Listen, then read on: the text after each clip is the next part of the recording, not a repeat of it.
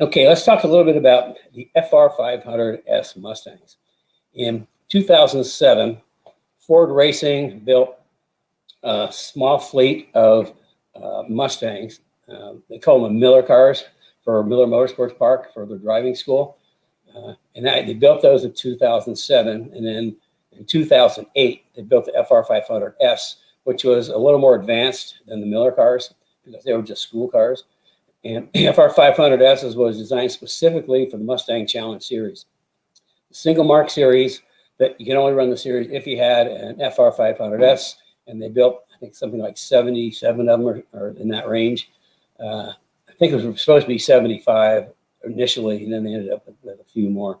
But anyway, so they built the FR500S, and it was a race car. I mean, it wasn't like a full-blown super competitive race car, but it was a good, solid, let's call it an advanced track car. And if all the cars are the same, it doesn't matter because everybody's competing with the same thing.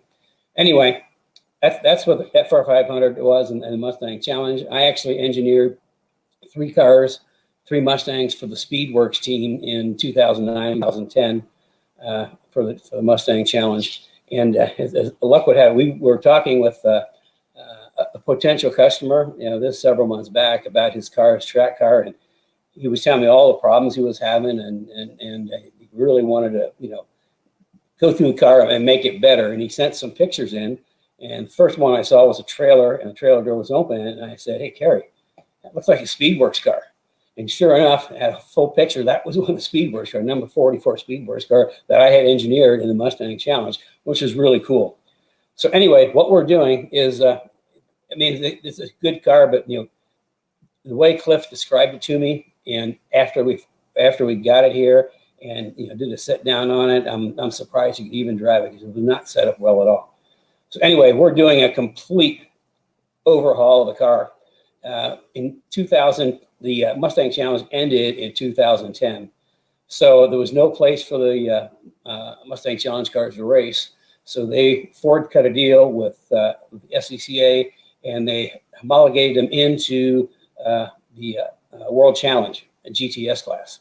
However, they were kind of like not enough car to compete. So Ford put through a series of upgrades.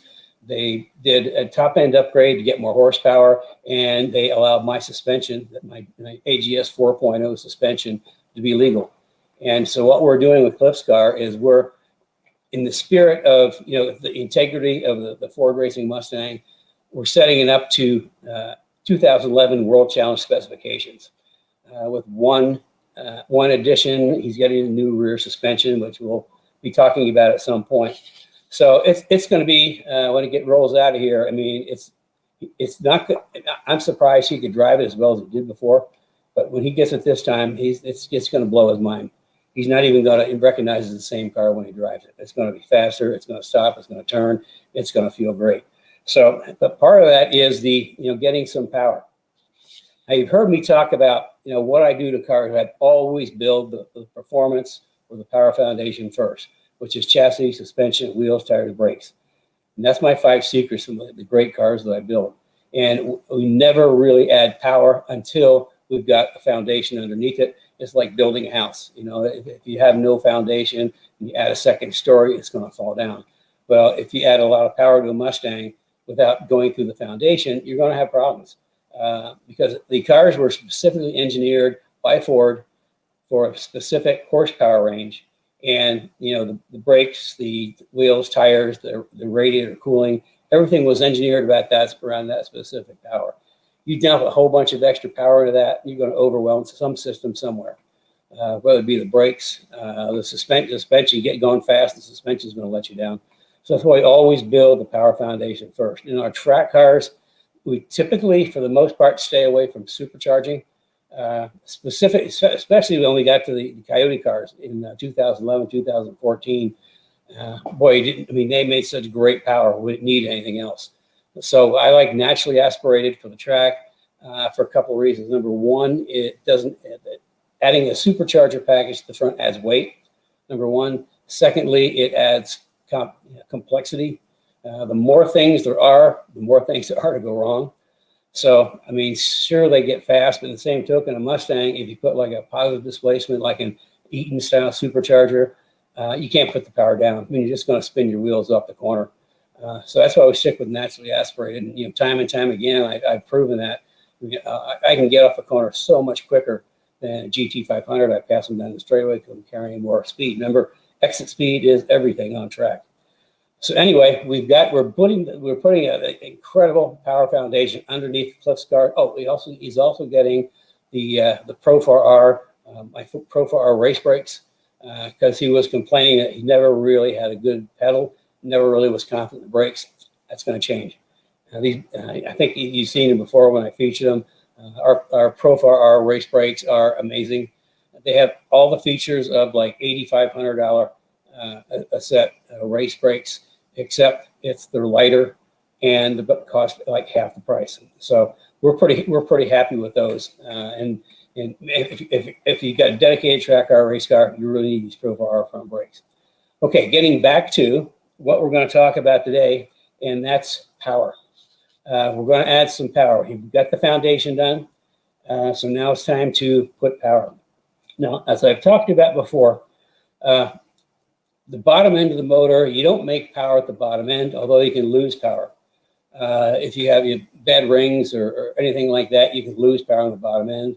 The only time you can pick up increase in power with the bottom end is if you put a stroker kit in, add displacement, you'll increase torque. But real power is made at the top of the motor because the internal combustion engine is nothing more than an air pump. Air in, air out. Air in with gas, compress it, bang, air out. So the more air you can get in and out, the bigger bang you get and the more power you make. It's just that simple. So real power comes from the top end of the car. And we're going to talk about the upgrade kit that Ford Racing put out. And I'm specifically kind of following the Ford Racing, what they did, just to keep the integrity of the car. I mean, there's certainly some better components out there than the Ford Racing ones, but it's just a track car, and I want to make it, to add value. This is going to be a 2011 FR500S/WC for World Challenge. So, where do we start? Well, let's start with intake manifolds. Now, last week, we talked about the Daytona prototype engine and the FR500 intake manifold that we had in the long runner, short runner, that in the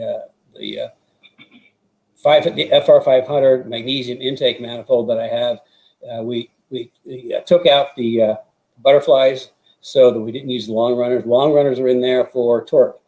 They make a long way around, they make torque, and for the top end, they'd open the butterfly and it would use the short stack to make power at the top end. Well, all we did for the GT500 head intake was we blocked off the long runners, took out the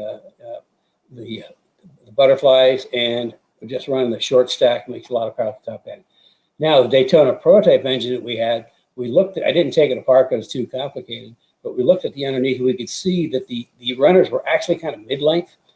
They weren't as short as the short runners in the 500 intake, and they weren't as long as the long runners in the 500 intakes. They're intermediate.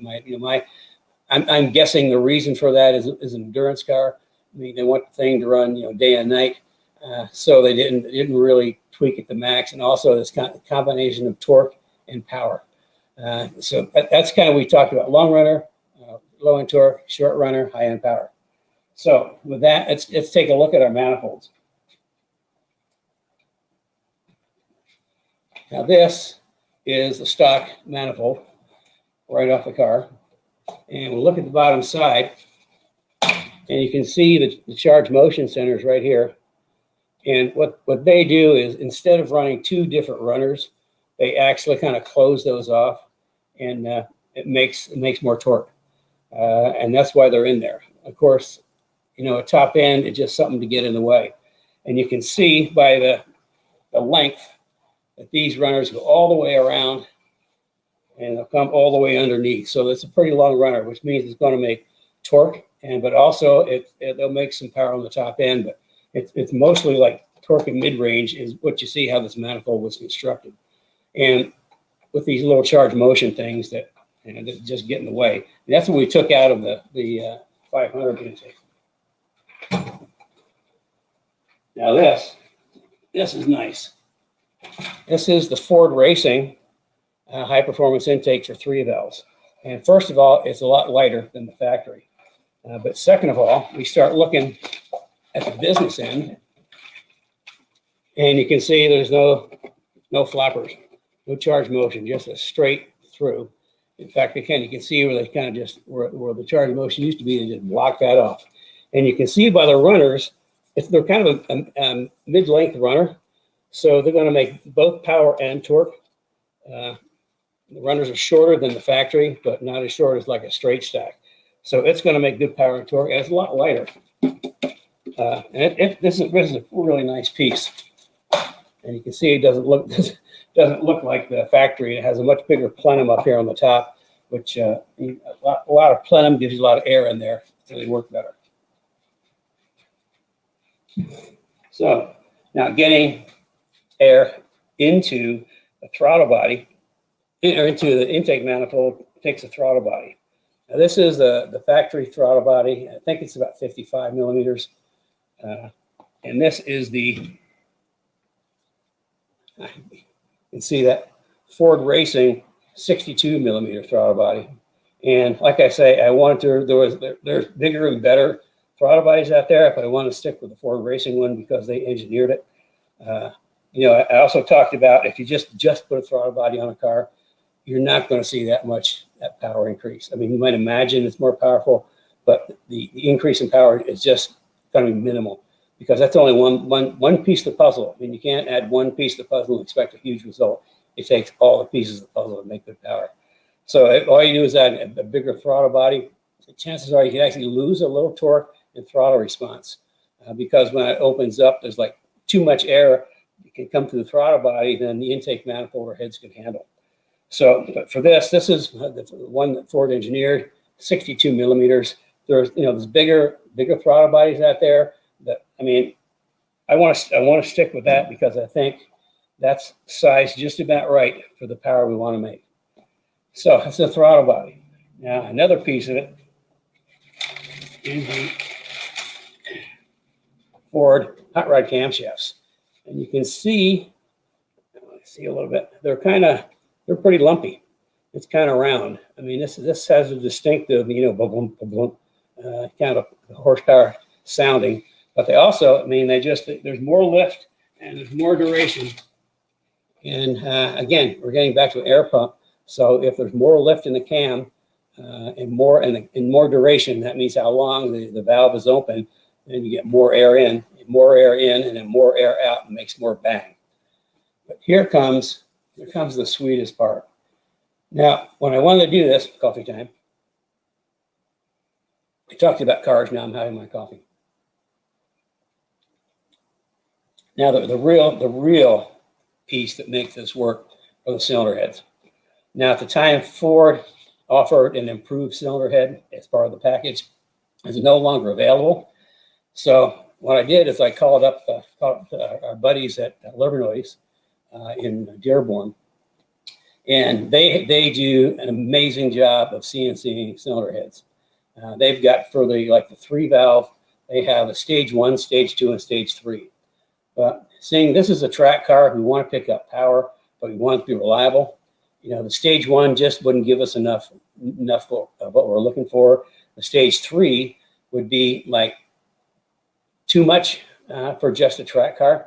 So we set it on stage 2, which kind of makes sense, not too big, not too small, right in the middle, just right. It's kind of like a Goldilocks head. So let me wheel this thing up here for you. Now let's start at this end. So this is a protectant. Peel this down, and you can see, try to get a light on there, that just how sweet this is. I mean, they've CNC'd the combustion chamber. They've surfaced the head. They're brand new valves, come with a package. And I think those are about as big an intake valve as you can get in these. So we're getting bigger valves, and we're sucking more air in, getting more air out. So I mean, this is if nothing else, this is almost pretty enough to use as a coffee table. Huh? Yeah, I said from Livernois. Okay. They do, yeah, they do a great job. Now, check this out. Intake runners.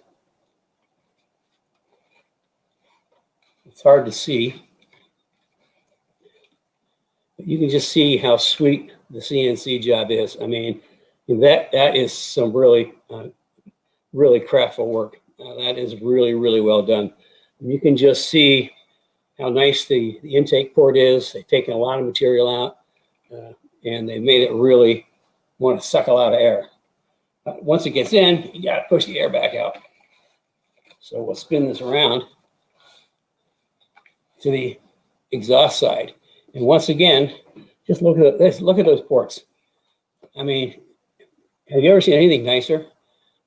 That's why I talked to Dave at Livernois. I mean, I wanted a good head, and they do really nice work. I mean, it was pretty reasonable. Obviously we got all the CNC work done, new valves, new springs. I mean, this is, if you've got a 3-valve and you want to make some extra grunt, send your heads off to Livernois. They do a great job. And, the stage 2 is just perfect. Not too big, not too small. Unless you got a full-on race car, then you might want to go for stage 3. But, for most applications, stage 2 is just right. Like I say, that they do such nice work. Move this over here. So that's kind of the top end package. Get air in, get air out. Heads that flow a whole bunch more air, but to support the heads flowing more air, we've got an intake manifold that flows more air.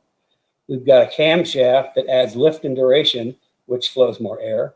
And we have a throttle body that flows more air. All that adds up to power. Now, on the exhaust side, we don't have to worry because the car already comes with long tube headers, so we're good there. So, I mean, at the end, then we're also going to change a different cold air kit that'll flow a little better than what the Ford one was. That's the only non-Ford part we're going to stick in, just simply because it's nicer to have something that flows better. So we're going to have I think a JLT probably intake or cold air kit, because they built something really nice and it'll flow a lot of air, because with all this modification, we need more air to come in, and I'd rather come through something that has designed for a little more airflow. So that's the only non-Ford part we're going to use. So that's what we got planned for Cliff's car, and we're pretty excited to get it going.